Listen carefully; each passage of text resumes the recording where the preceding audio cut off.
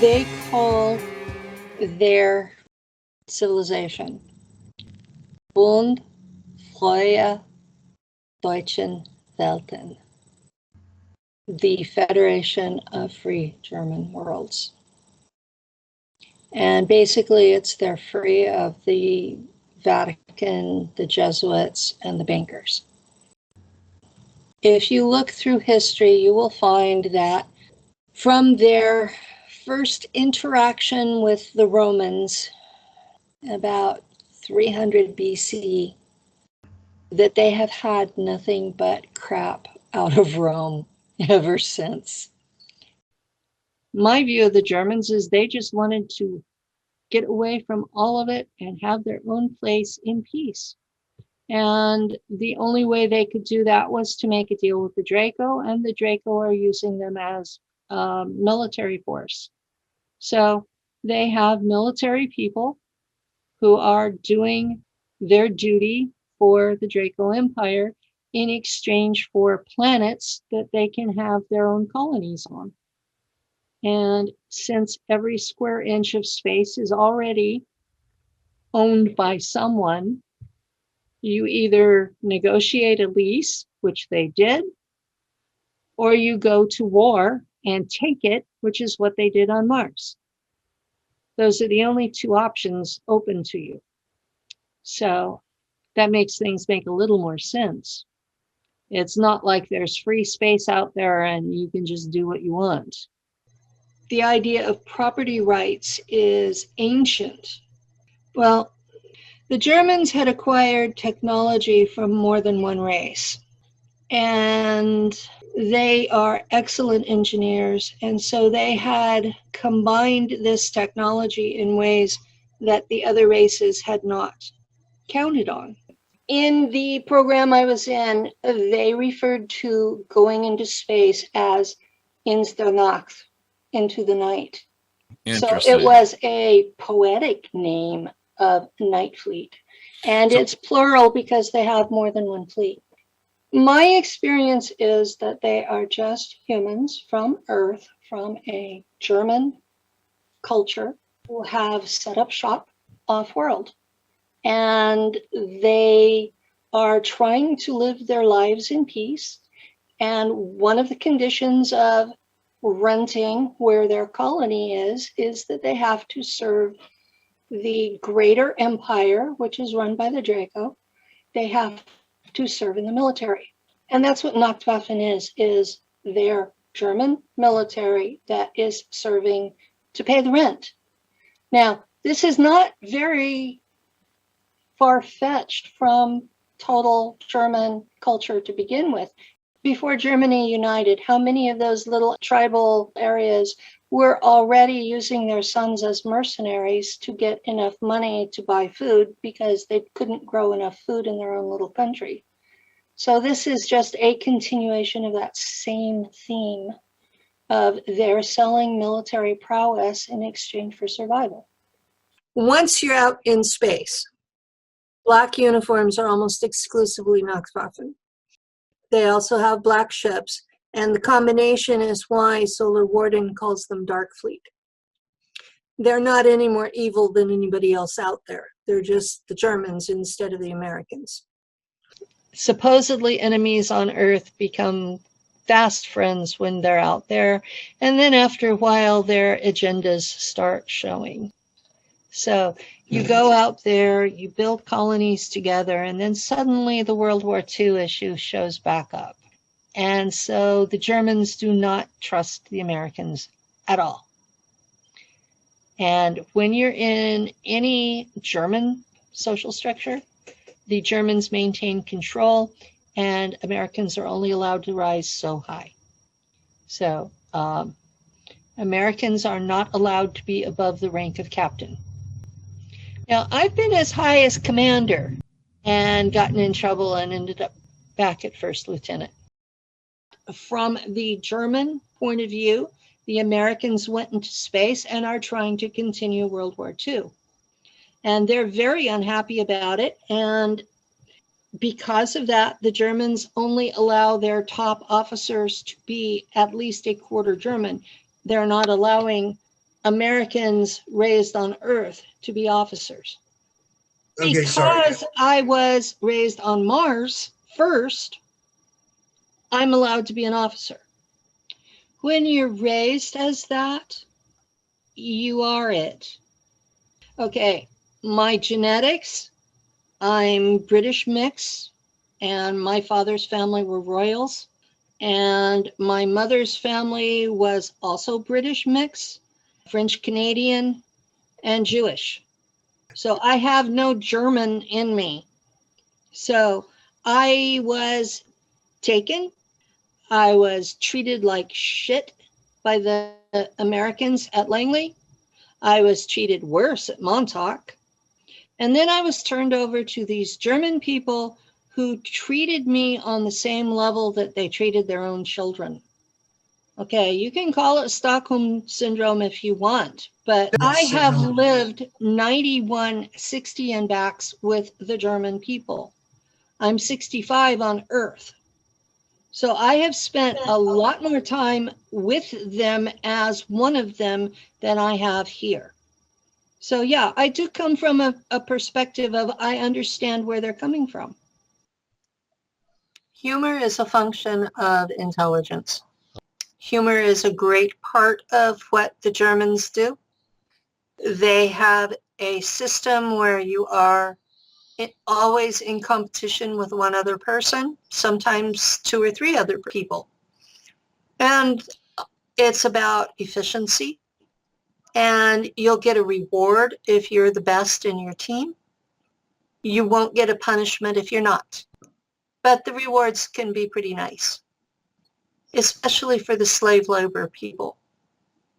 They'll get things that the regular military would get rather than their usual rations.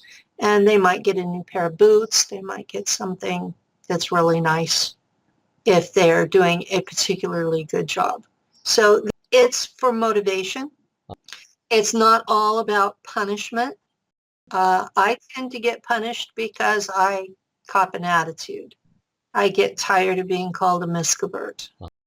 I get tired of officers breaking regulations because they say I'm not human, I'm a Draco. There is a lot of interpersonal relationships, most of which I would say are not exactly the level of friendships on Earth, but they're close. If it's a mutually beneficial relationship, there's a lot of loyalty. If there's a constant competition, then there tends to be a little bit of resentment, but not like you would see on Earth, because they understand you're stuck on the ship for 60 years with this guy. You know, long-term competition doesn't work. The breakaway German civilization is very patriarchal, and while they give lip service to the divine feminine, it's actually more patriarchal than we have on Earth. The Germans out there don't really have a religion. They have an ancestor honoring, basically, solar religion for the enlisted men, and they have a secret society for the officers, and neither one honors a deity. They still use the Eddas from the Norwegian country. The asatru on the ships wasn't neo-paganism in the European sense. Today, some of the neo-pagans are back in that racial thing. This was more pure ancestor honoring. That the gods were not gods, they were deified humans. So they were great ancestors rather than gods in human terms. Okay. Because so many of them were Shahami hybrids. And that's what the enlisted people were doing. But the Order of the Black Sun was very pagan. In terms of religious practices, we would have like holiday festivals based on the Asatru cycle. They were based on the points of the orbit of Mars rather than the orbit of Earth. Ceremonies were roughly the same as the solstice and equinox ceremonies on Earth. So it was the harvest festival in the fall, midsummer, midwinter, and the coming of spring. So as it's practiced on Mars or in Nachtwaffen is a solar cult, and it's adapted to whatever planet you're on. And those who are in ships use an Earth calendar. The Order of the Black Sun, which in German is Schwarze Sonne, came out of the Teutonic Knights. There were psi abilities that were part of being Black Sun. The initiation into Black Sun was they passed the cauldron around and you were immediately changed. So trying to talk about what you do in Black Sun on an Earth scale without black goo, it's like, I don't know how to describe it. And that was the faith of the officer class. So you had all of these people with no humanity left, and they were running the military. And the black goo brought them up to the same IQ level as the Draco and the Mantids and the other ETs we were dealing with. And the enlisted men were not even invited. They were still completely human. So it was a two-tier system. It's a very powerful tool to use, and they give it to you in the context of, I wouldn't call Black Sun exactly a religion, but it's more of a religion than anything else. And as it's taught there, it's what's called left-hand path, which means that it's more about service to self, or in that case, service to your community. Oh. But there again, it's still a tool, because since I've remembered it on Earth, I've been using those techniques, but in a service to community here situation. So I'm still not exactly left-hand path with it. It's a tool. It's an approach to manipulating reality using personal energy, chi. It's kind of the science behind the psychic abilities, why they work, how you can control them, what you can use them for, other than the obvious destruction of everything around you. There was a lot of sex-based rituals involved. Sex magic was part of Black Sun, especially what the Greeks called hieroskamos. That was a major thing that was usually done at midsummer. And that was usually magic to protect the German areas in space. It goes back to Sumer. Inanna got her name Inanna, beloved of Anu, because as Ishtar, she invited her grandfather into her bed and they performed the hieroskamos. The female rides the male on top, and she pulls up her kundalini and brings it up to her crown chakra, and instead of releasing it like normals would do, she pushes it back down and into the male, and he is supposed to stop it from going out and send it back to her. And the second trip to him, he's supposed to release it.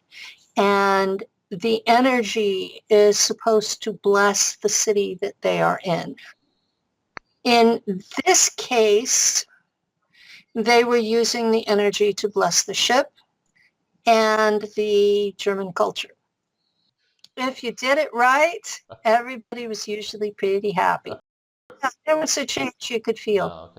they made like a wave that came out, Right. but it stayed inside the shielding of the ship. So it like the whole ship sort of pulsed with it for a few days. They don't exactly worship anything in the traditional terms. Right. The official shtick is that religion is the cause of all hatred and warfare on earth. And so they were not encouraging worship of anything. Religious. Being religious was something that would get you into trouble.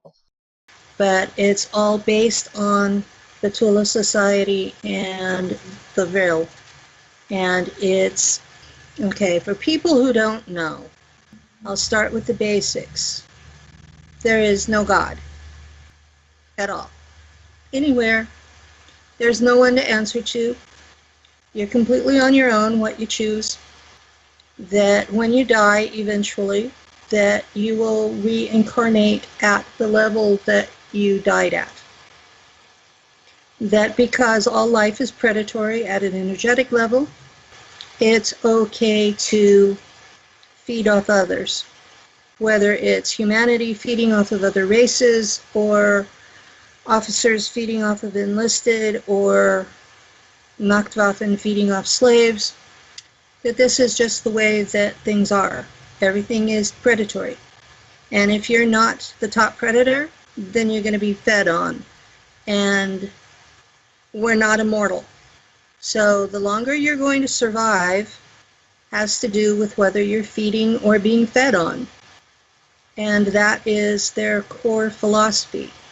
There is a corps d'esprit where that you are part of this effort to save humanity from destruction. So there is an underlying positive message that we were the last bastions of humanity, that Earth had been destroyed along with 7 billion humans in a cobalt nuclear war with ETs. That was our justification for taking tech from ETs so humans could survive in that environment.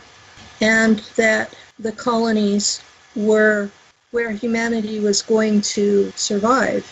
And so they made lots of colonies so that these ETs couldn't wipe us all out in one batch.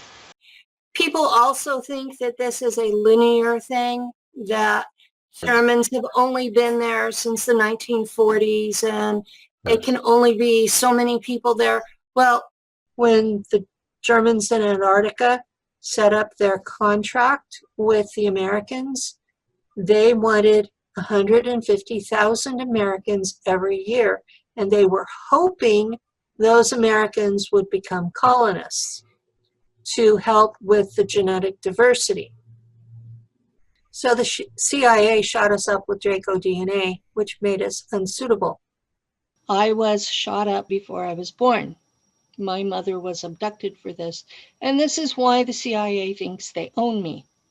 They picked well before we were born who was going to go, and they modified us under the pretext of turning us into super soldiers who would be more useful to the Germans. The Germans were pissed.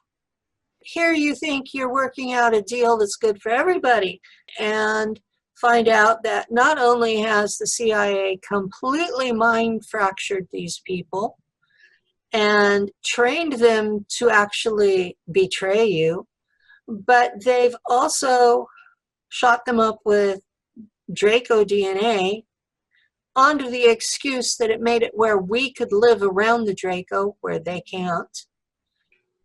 You know, and it made us genetically unstable. You don't want genetically unstable as part of your gene pool. The CIA was screwing them over on purpose, but with a rational excuse. And so that's one of the issues that the Germans in space have with the Americans. And I don't know of any of us who were used in these programs that were not insulted for it. And so the Germans kind of have this love-hate relationship with people like me. because they need us, but they're so proud of being human that they can't allow themselves to embrace us? It wasn't that they didn't want us. They were very frustrated because they had very much wanted us. They just didn't want the Draco DNA. Now, my understanding from some of the younger ones is that they were able to separate out the modifications in the babies that they were having. So their babies were being born normal. And so they were being accepted into the breakaway culture. Okay. So from that point of view, us being constantly modified gave the Germans a reason to develop that technology to be able to do that. There is still friction between the hybrids and the Germans. But part of that is the Germans know that we're actually superior to them in every objective category. And that bothers them. Even taking the black goo into account, we're still superior to them. One of the things that the Germans figured out was that if you go into hyperspace, that's the space between the dimensions, that you can not only move in space coordinates, but you can also move in time. Okay, it's the same place that mystics are calling the astral. You are no longer in time or 3D space. You can step back anywhere you want. It just takes a while to get there. So you can go forward in time, you can go backwards in time. That's one of the big stories about the SSP, is when we figured out that hyperspace drive was time travel, it opened up entire worlds of possibilities. We were no longer stuck with the numbers of people that had been rescued to Antarctica, and then the folks like me who had been abducted as children. We could go back through the entirety of human history on the planet. And genetic diversity was no longer a problem. Okay, genetic diversity is a big fancy word for making sure you're not inbred. A lot of the European royals have had a serious problem with inbreeding. Look at the Habsburg dynasty of Hungary, Austria. By the time that they finished out, those individuals who were crowned heads in Europe were unable to speak, they were unable to eat, they dribbled, could not talk, could not function.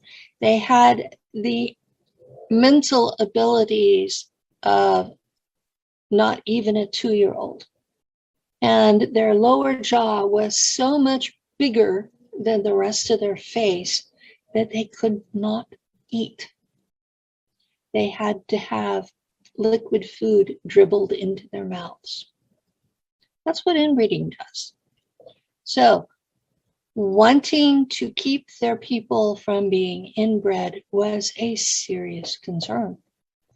And so they literally went back 400 years of Earth history and started, for lack of a better term, they were salvaging their own people who had died in wars and in plagues and in other disasters. Sometimes we would just sort of cruise the area and watch the battle go down. And when they were done fighting for the day, we women would go down to the battle scene. And this is where it gets gory. We would literally use a laser sword and cut off the heads of the men who had died in battle or were dying in battle, because the technology at the time was if they had a gut wound and they were unable to get up and move around, they were going to die. We brought those heads back to the ship and we put them through regen. And then we had to teach them to speak Schwabisch, which is the language that we use in Nachtwaffen, a dialect of High German. And the hard part was finding the women to go with them, because the women were not usually in the battles. And we didn't really want to get women who died in childbirth, because women dying in childbirth is still a problem out in space. And so we didn't want to continue that genetic heritage. And so we were looking for women who had died from plagues or died from other things. And we were bringing them back as well. And we started off in time with the 30 Years' War. And as we had more colonies that needed basic technologies, we went further and further back into time, which meant we, the people working with these rescued individuals, had to learn their language further back in time. When you go back further than 400 years, communication becomes difficult because languages change over time. Look at Chaucer's English. Most of us have trouble with that. That's 1300s, but then you look at 400 years ago, approximately, you're dealing with Shakespeare, and we may have a little trouble, but we understand what he's saying. So it's the same with the Germans going back 400 years. They have to work at it a little, but they can understand each other. There were a team of women who were, well, we were fighter pilots out in space, but when it came to our mission, we were taught historical languages from 1,000 years ago in Northern Europe. Now, you think that you can travel 50 miles and you're still speaking the same language. Well, in Northern Europe 1,000 years ago, this was not true. And we had to be able to talk to these people. And so you're taking people who may be a German tribe, they may be a Norse tribe, they may be Saxons, they may be Britons. Those are the earliest recorded people we have in England. And so they shared similar cultural traditions. They shared a similar mythology. They shared cultural taste in things. Now, one of the things that they had in common were legends of the Valkyrie, the Valkyries. In German history and Celtic history, and it goes back 600-700 years.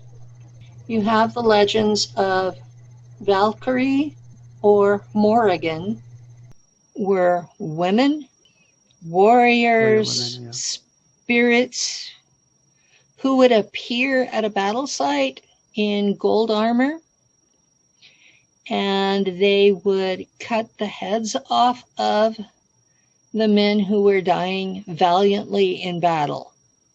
In the Norse traditions, the Valkyrie took the heads to Valhalla, the courts of Odin, and held up the head, and the body would reform from beneath it. Have you ever thought about what else that could actually be? Okay, y'all know that I've been reintegrating altars. And altars are basically scars from trauma as a child. And I've managed to, at this point, reintegrate 32 of them. And the most recent one I had filled in a lot of really strange storylines. And I've been exploring the memories so that I have almost a coherent thread. So this is reintegrated altar number 32. And she was a Valkyrie in Nachtwaffen. Penelope the Valkyrie. That was what they named me, because that was their eventual goal for me. Okay. What I remember being part of was a ship named Valhalla. And we had several regen tanks.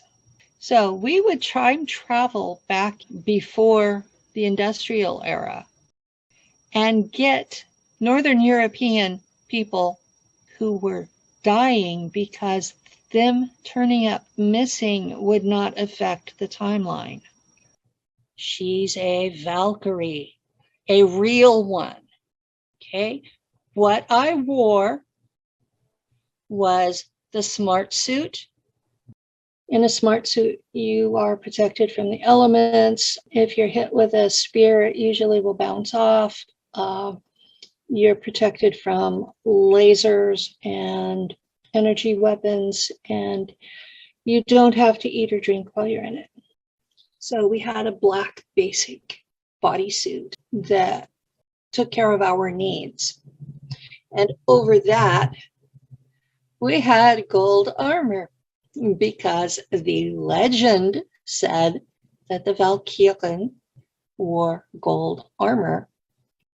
And some of the legends talk about coming through the atmosphere with flying horses, reminiscent of Pegasus.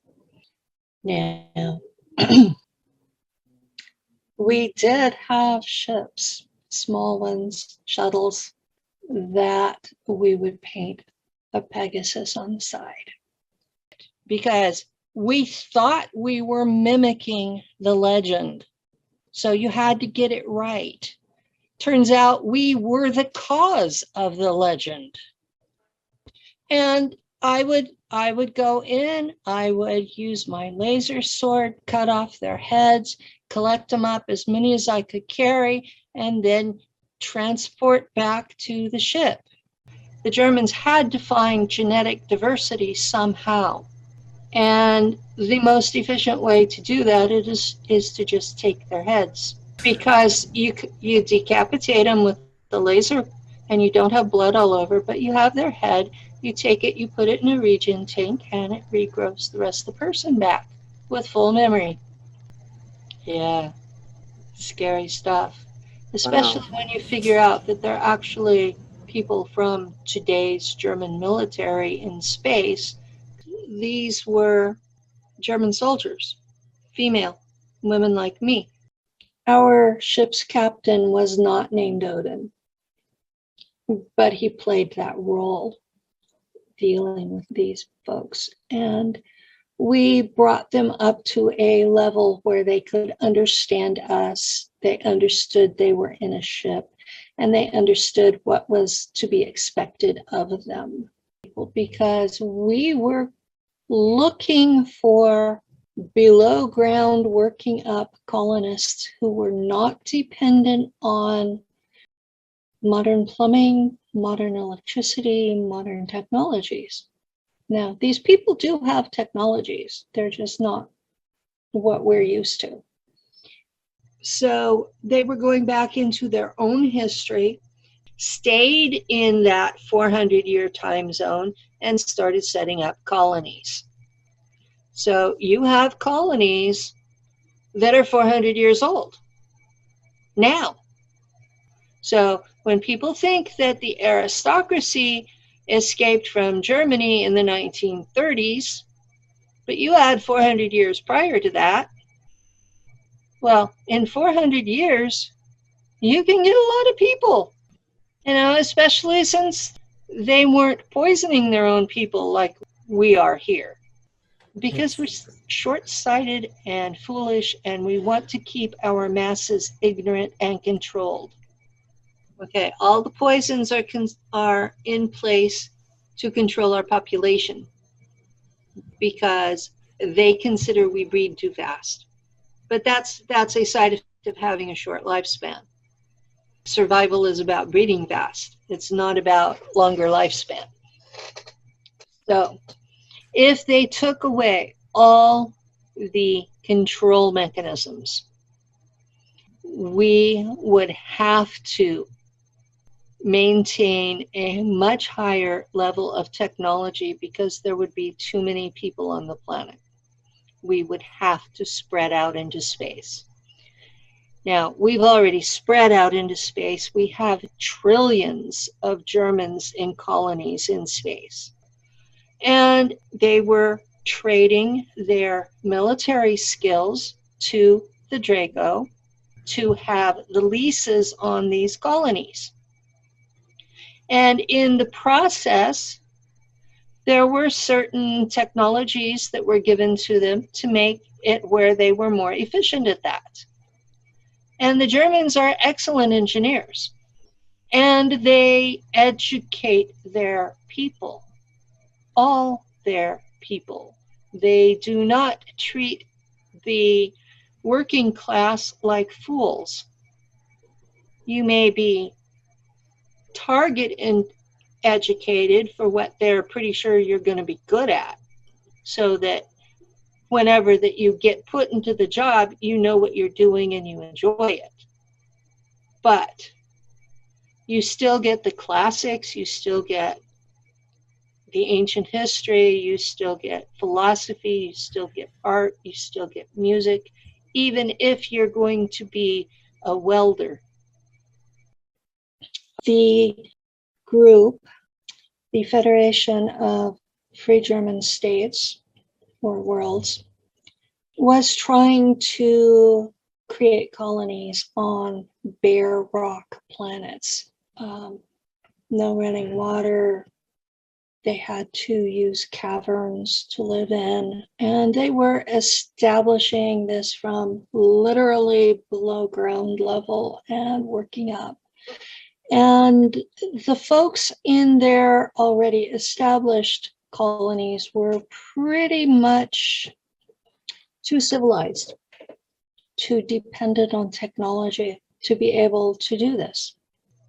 So yes, this was a common practice amongst the Germans to go salvage their own people and bring them to a new world, a new colony, because these people from the past had the basic skills for colonizing a world. They didn't need electricity. They knew how to grow food. They had blacksmith skills. They knew how to fight to defend themselves. I mean, they knew how to operate on a primitive level. When you're setting something up, your technology is dependent on what your infrastructure is. And these people knew how to walk into a place with nothing and set up your basic living structure. That's part of why you're not finding bodies of plague victims, is because the Germans went back in time and got them, put them in the regen tank, brought them back to life, cured them of the disease, brought them up to peasant standards, put them in the colonies, where the first generations of them had a lot of cultural issues, a lot of freaking out because things were so different. But their kids picked up on it like, these are smart people. After I left Mars, I was a navigator. I used to fly ships to these colonies. Oh. They thought they had died and gone to Valhalla, so they were accepting of whatever new technology was given to them. That's the approach they took, was they went back to the basics. Das Bundes is what they call the culture. Das Bundes would set up a city based on a European city, and it would have everything in the core of the city that the European city had. So that would be stadiums and a Rathaus, that's city government, And there would usually be some sort of a town square that had a big clock that every so many hours it would go through all the mechanical stuff. And it would look exactly like a German-style European city, including with the curved pointy roofs. And that would be what all of these colonists would cluster around and become the core of their particular civilization. Tony Rodrigues talks about series that when he got there in the 1980s, those were old cities. That they had copied a city in Europe as their colony, including the stadium, but that they had been there long enough that like the metal on the bridges was rusty. The older colonies would have soccer teams and they would compete, and the games were a really big deal. Well, some of the colonies actually built on the surface, the ones that were on water worlds. They're either like Earth or Mars. You know, they're in the Goldilocks zone, which is temperatures where that you can survive with or without clothing. And they all have water, even if it's frozen underground. They all have enough air that you can function outdoors. You may not be able to run or work outdoors, but there's enough air you can breathe. But most of the German colonies are not in the solar system. They're in the Sagittarius arm of the galaxy. Okay, you've got the Sagittarius arm makes this loop. Earth marks about the first third. And surrounding it is the Draco Empire. So we're not in the exact middle, but we're close. And most of the German colonies are between Earth and the rim. So some of them are not even in Draco territory anymore. Some of them are free zone. Those colonies were considered to be totally free German. The ones inside the Draco Empire had to follow the Draco Empire rules. And so you have kind of a split in the German colonies. Because they're a tribal people, they expected each colony to become its own nation over time. And they set them up with people of basically the same tribal background. And they would give enough of others to give them some sort of genetic diversity. At this point, there are colonies and or military bases with the Germans on every planet or major moon in the solar system except Venus, Nibiru, which is real, and Saturn. Nibiru and Venus belong to the race. They call themselves the Zha-Mi, ZHA.A.MI, and they are the race that humans on Earth call the Anunnaki. And, you know, you really don't want to deal with a race that likes to think of themselves as gods. So we stay off those two worlds, and we stay off Saturn because that's where the Guardian base is, the military police of the Galactic Authority. Now, I call them that. I don't know what their actual name is. That's what comes into my head when they talk to me telepathically. That's the word that they pull out of my memory. When you use telepathy, you don't hear their actual language. You hear what your brain translates it to.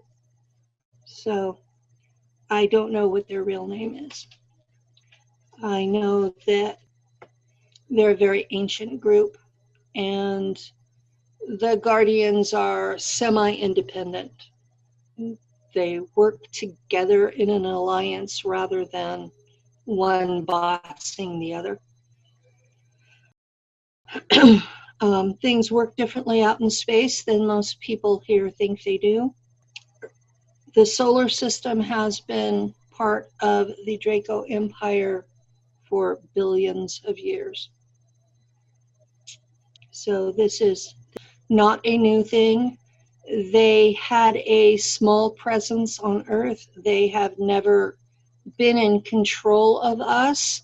And the people who say they are mistaken. Who has actually been in control here are the Shahami. And they are who modified humans and kept us enslaved. So people are blaming the wrong race. So my understanding is that there are colonies from humans, either planetary corporations or the Germans on Alpha Centauri. We have colonies in Andromeda Galaxy. There's a galaxy that shows up in the Tau Ceti system, and we have colonies in that. And those have all reached the point that they are independent nation states as far as their groups are referring to them. This is what their civilization is. I know of at least 1,000 colonies in the Sagittarius arm of this galaxy that have over 1 billion people each. There are 1 trillion Germans in the Draco Empire. There are more than that outside this galaxy. They have spread out so that the Bunker im Weltheim is the phrase they use. Bankers in space. That is their enemy. Well, who are the bankers in space? The military-industrial complex that President Eisenhower warned us about. Those are the bankers in space. And those are the enemy of Nachtwaffen. So they have gone to great lengths to escape from those people, because those people have been trying to genocide them since the days of Rome. The German colonies have everything is provided to the citizens. Unfortunately, they also still have slaves, but there's no money involved. They get everything provided to them, and they spend their days working on what interests them.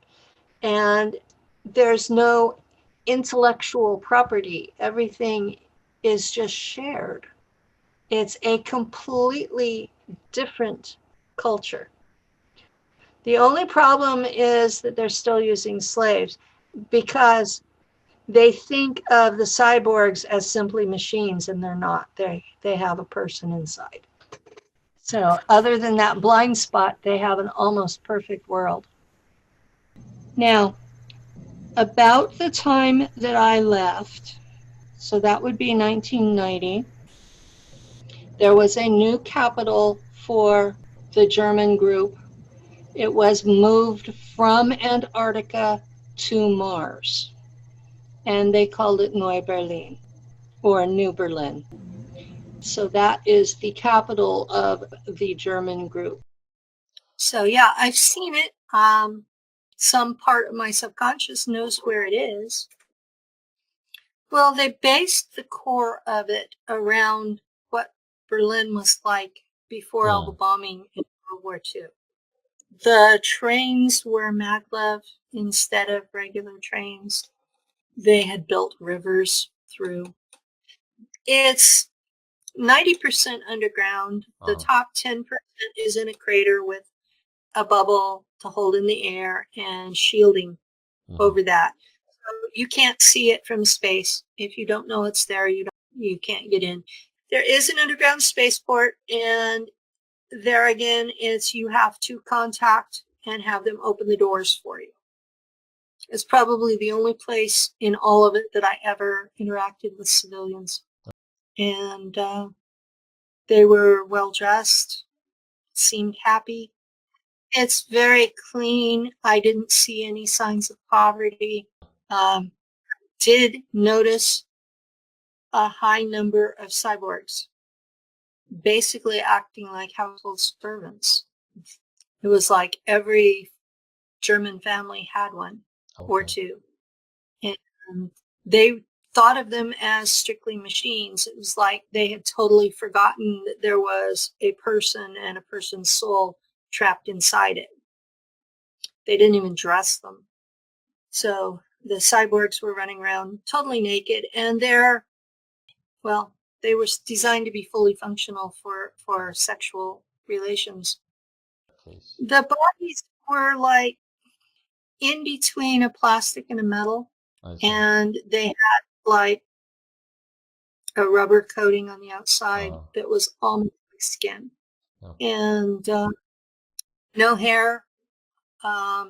They were made to look similar, but enough different they didn't look human. Some of them had tails. But then a lot of the ET races have tails. So it was like they were designed to be sold to ETs, and a human had bought them anyway.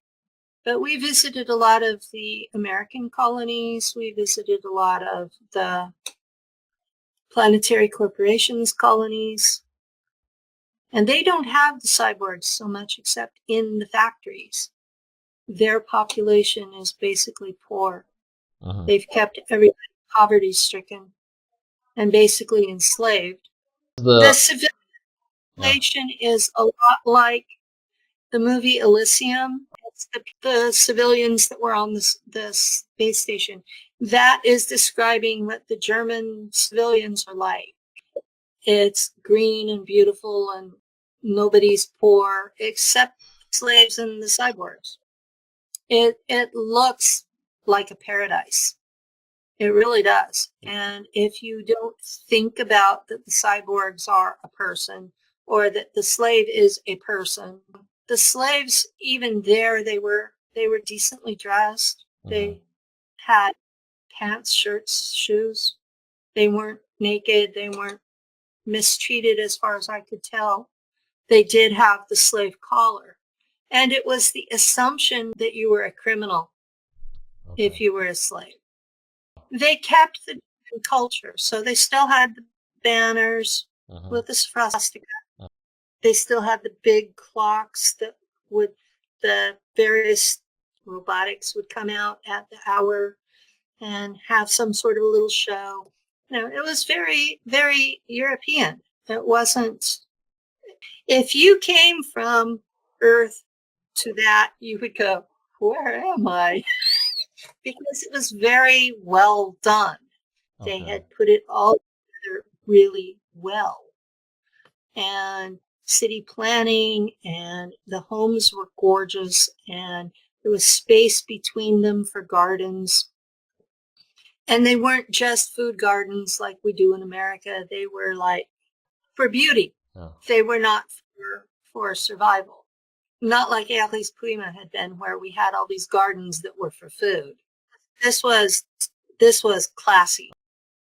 And since then, there was a colony created, I believe it's in Lyra, that they called the planet Neue Berlin. And it is now the official capital of the entire German group in space. So they were completely out of the solar system.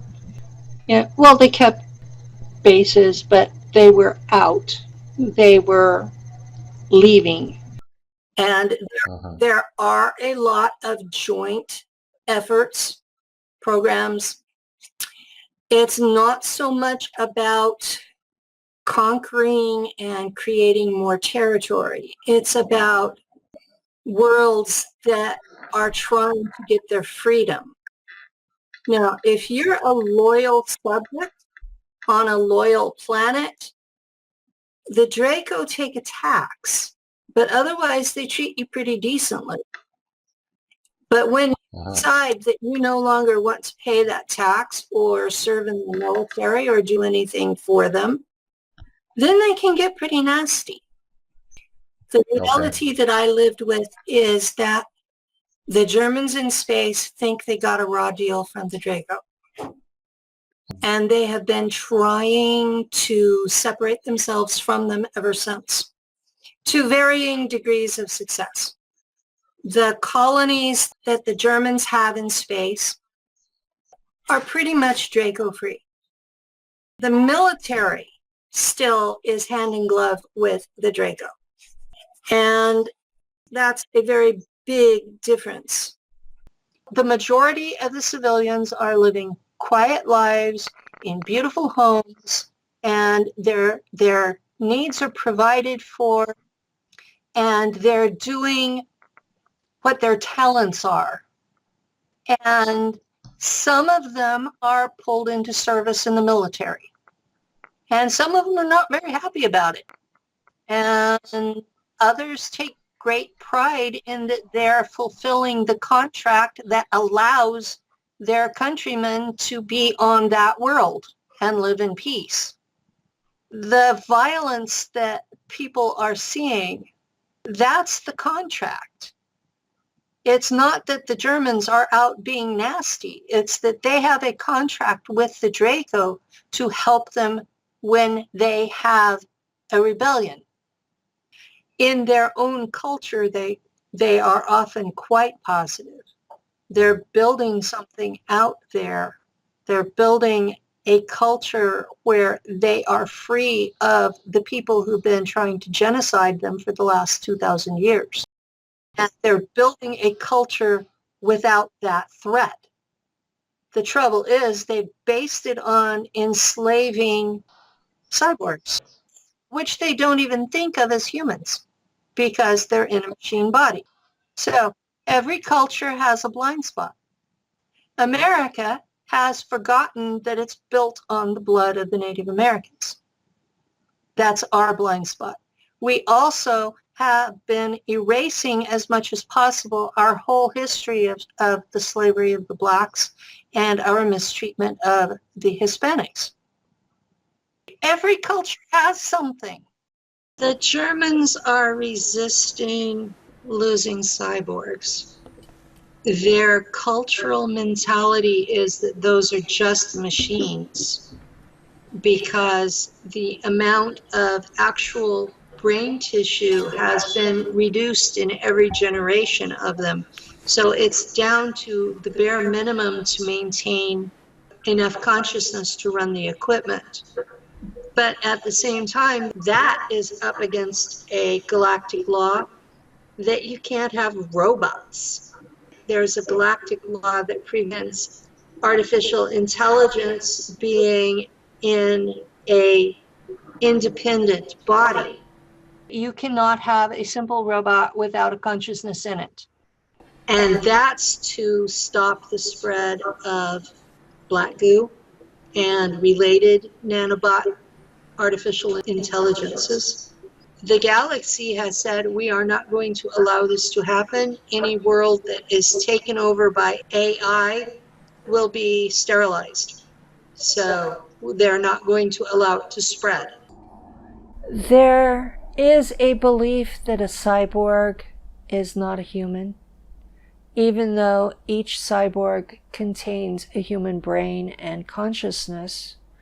They treat them like they're completely robotic.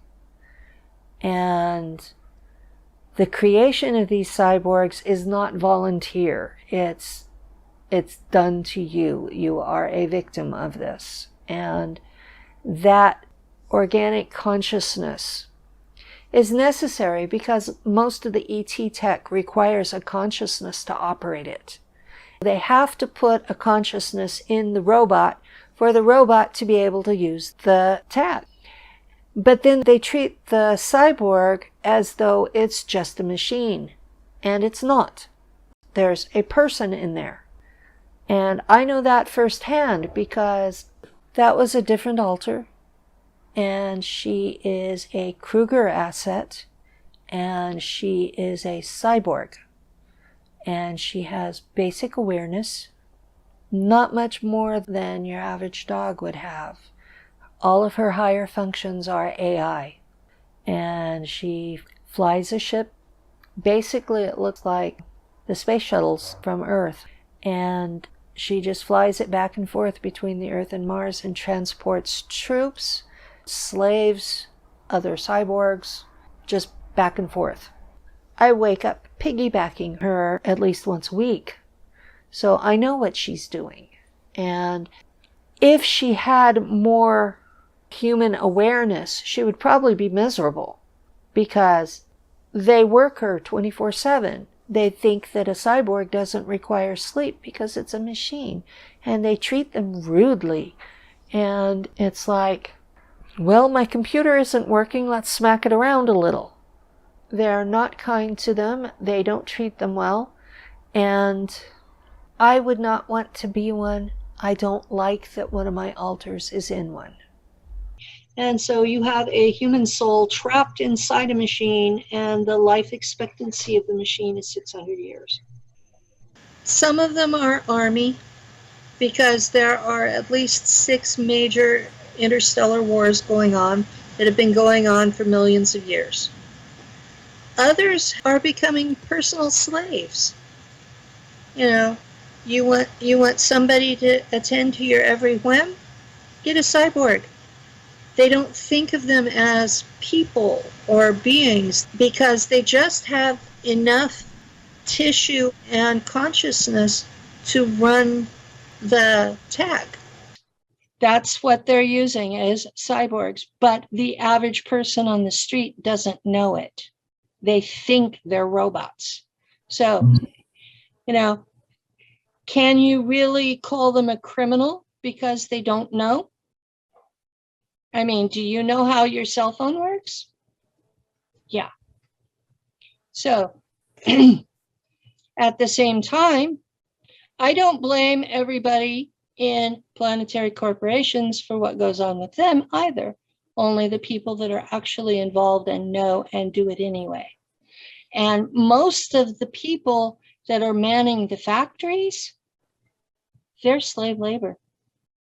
You've heard that from Illeana. She was picked up. She went through mind fracture. She was taken out into space. She worked as a lab tech in a factory, and she had no more control over her life than I did over mine. There are so many people that are looking forward to AI, pushing for the singularity. Well, the singularity has already been achieved in space. They're called cyborgs. And we're producing 2 million a year from Earth humans, plus I don't know how many more from clones. And clones are a whole nother issue, because clones are just people that haven't been allowed to grow a mind. So any use of clones is possession of something that's basically a human being. And, you know, why are we using one set of human beings as spare parts for another?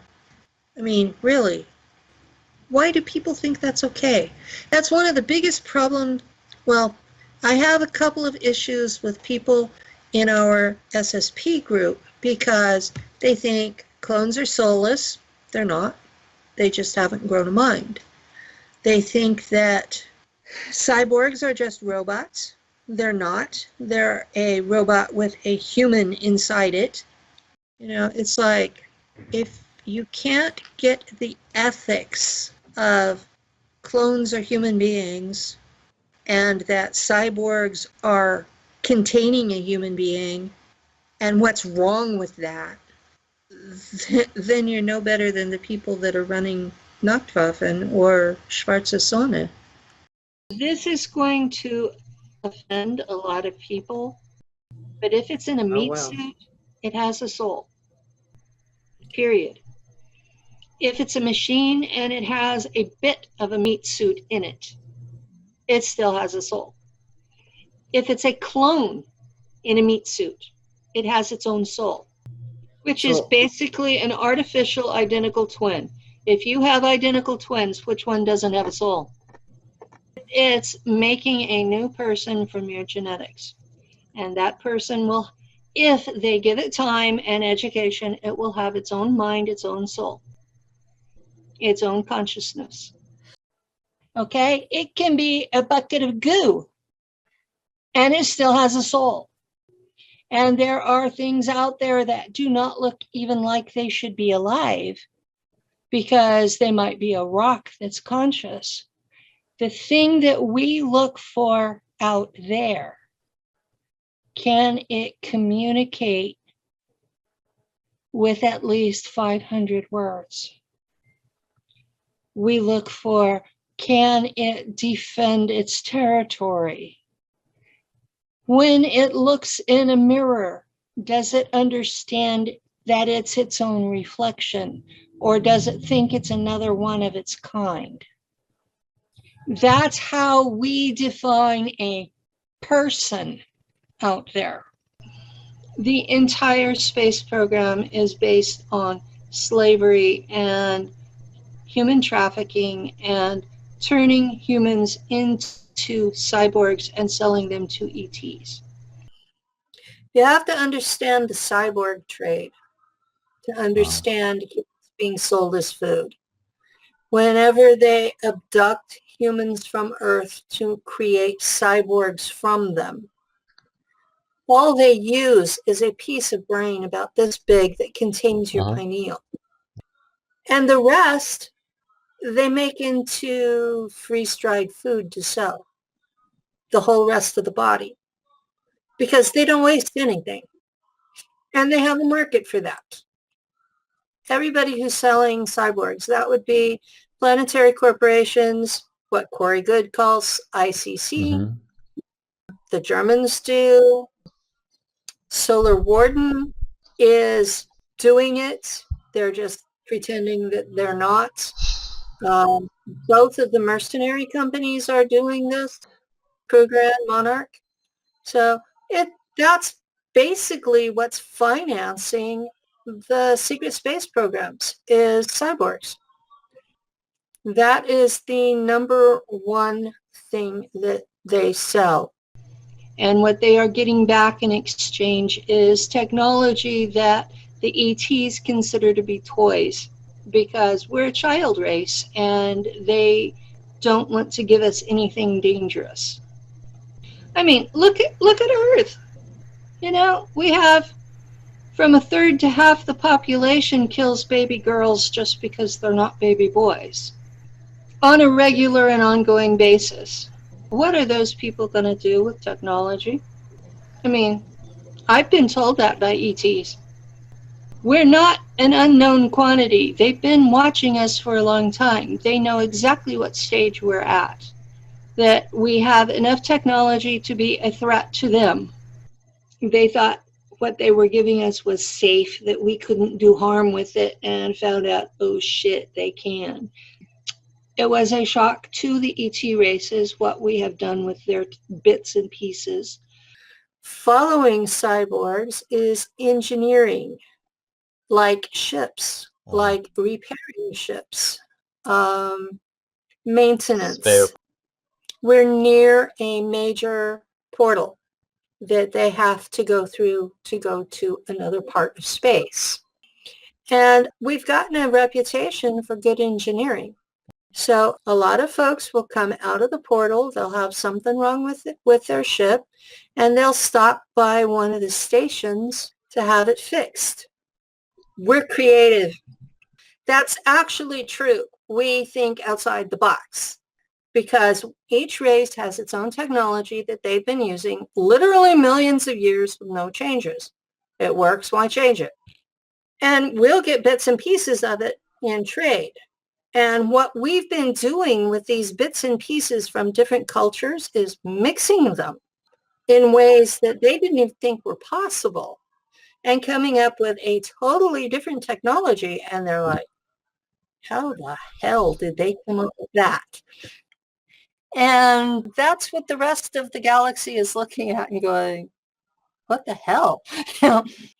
For the 400 years the Germans have colonies, They've watched us do some incredible things. And the Germans in space are way advanced over anything on Earth. If they wanted to come to Earth and take it over, there's nothing we could do to stop them as a major asset. And so they are giving us things that they don't think we can use in exchange for cyborgs that they can use. And they found some of the ancient technology in the solar system. And you know how that they bought Manhattan Island for $28 worth of glass beads? They've been basically doing that to us for the last 70 years. Everybody. There are reasons I do not trust any ET race. I will say none of them are demons, but none of them are angels either. They're used car salesmen. They want what they want at the cheapest price. And they're a little bit afraid of us because we've taken these glass beads and turned them into some pretty impressive technologies. Human trafficking is the biggest business I'm on the saying, like, planet. You don't see it in America, but it's in every country. And all of these people that disappear, what is it, 80,000 children a year disappear, never to be seen again, they're slaves off world. And so are the people who die from cancer, and so are the people who are homeless and disappear, and so are the veterans who are homeless and disappear, and millions of people are taken and turned into cyborgs. And the military industrial complex, their unit out there is who is doing it.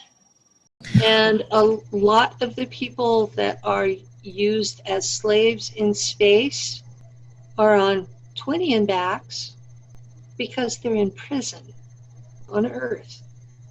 So these prisoners that come out and they have a completely weird attitude and PTSD and all kinds of things, some of them have been abducted and used in space as slaves, slave labor. This is pervasive. It goes through all the layers. It's pecking order slavery. If you look at the Bill of Rights, 13th Amendment didn't really get rid of slavery. It just said if you're in prison, you're a slave. Anywhere else, you're not supposed to be. It authorized slavery if you're in prison. That was the basis for the Jim Crow laws. That's the basis for the way the prison system is run now. And it's the basis for these prisoners being taken for 20 and backs and used as slaves in space. There's a lot of things being done in the prison systems that should not be. There's a lot of forced sterilizations. There's a lot of women who come in pregnant and their babies die, except they didn't. They were taken for various things. Humans are still superior in a lot of ways to any machine out there. Humans can be taught new stuff and robots can't. You have to program a robot for every single function. We learn quicker. We can do multiple functions. One human can be taught to run a computer, to dig a ditch, to clean a latrine, whatever. It may be simple, stupid stuff, but to actually rewire a robot to do all of this stuff is pretty hard. A machine can do one job, but if you want it to change that job at all, you have to reprogram it, which requires a human. And if you want it to be capable of doing 5 or 6 jobs, you have to reprogram it in between each one. So humans are adaptable, even if they're not smart. And out there, humans are smarter than they are here. They give you a lot of injections to make sure that happens. This is why there are slaves in space. This is why, unless humanity decides to end slavery, it will always be with us.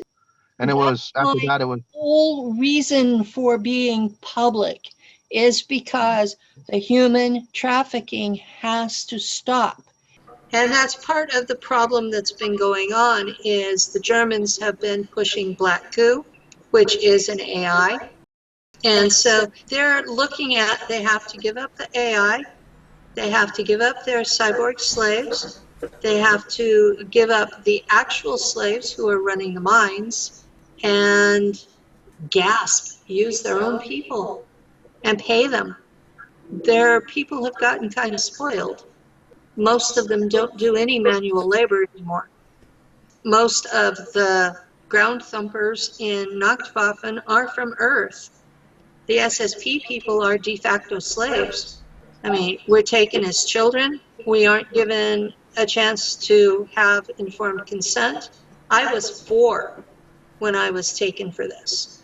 I was an embryo when they modified my DNA. How does an embryo give consent?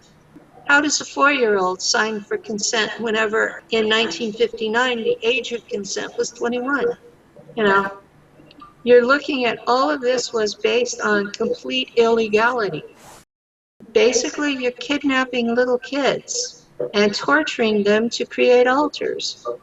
Those are capital offenses, at least in the United States. But this is why the SSP is kept secret, is because it's based on criminal activity. And then you get into space and there's more criminal activity. It's like, well, we're not subject to Earth anymore. We don't care. We're going to do what we want. And then they find out, well, gee, there is a galactic police department and they have a strong enough military that even the Draco submit to them. They're batting their head against the wall and they're beginning to realize it.